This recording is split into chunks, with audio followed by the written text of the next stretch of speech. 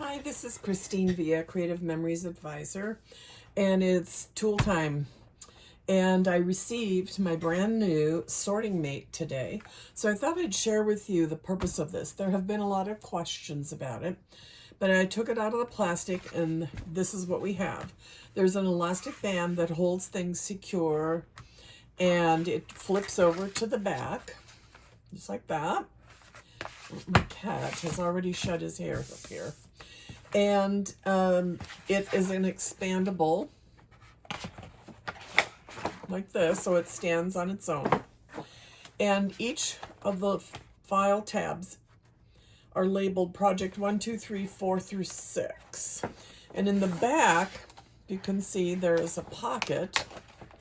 And in this pocket are the support tabs. And I'll show you how those work. On each of the tabs, there is a slot at the top,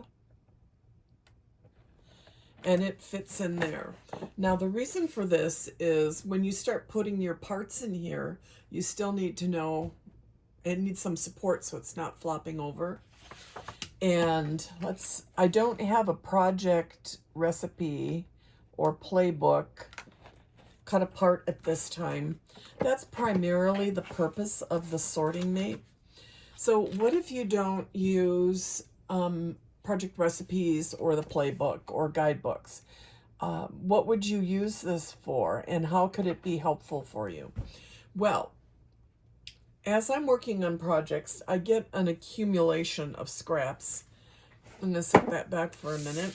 And I have pulled some of the scraps here to show you what I'm talking about. Things that I've trimmed off, especially doing layered base pages. I get a lot of these 1/2-inch strips because that's what I trim off, and all these other small pieces.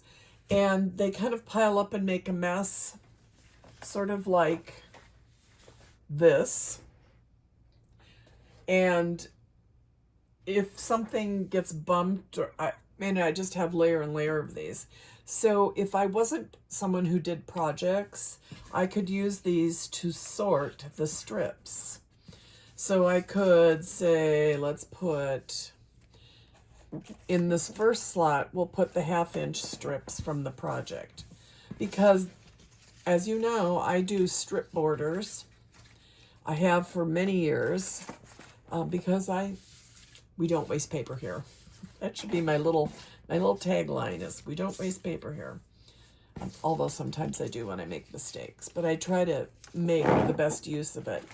So then let's say I've got these smaller pieces like this. I could sort cardstock, and this is shimmer cardstock. I could sort that separately, and I could put printed pieces in here. And then these little short pieces that were from Border Maker, maybe in the front slot. These hold quite a bit. Okay, and here's a little larger piece of cardstock. And I'm going to put these with the strips. So what do I do? Let's see, now we have a slightly larger pieces. Let's see, I'm going to put this with those. And let's say I'm going to, and you can see now how this holds this up secure so it doesn't flop over. And then I can still see my slot numbers, especially if I am doing a playbook, a guidebook, or a project recipe.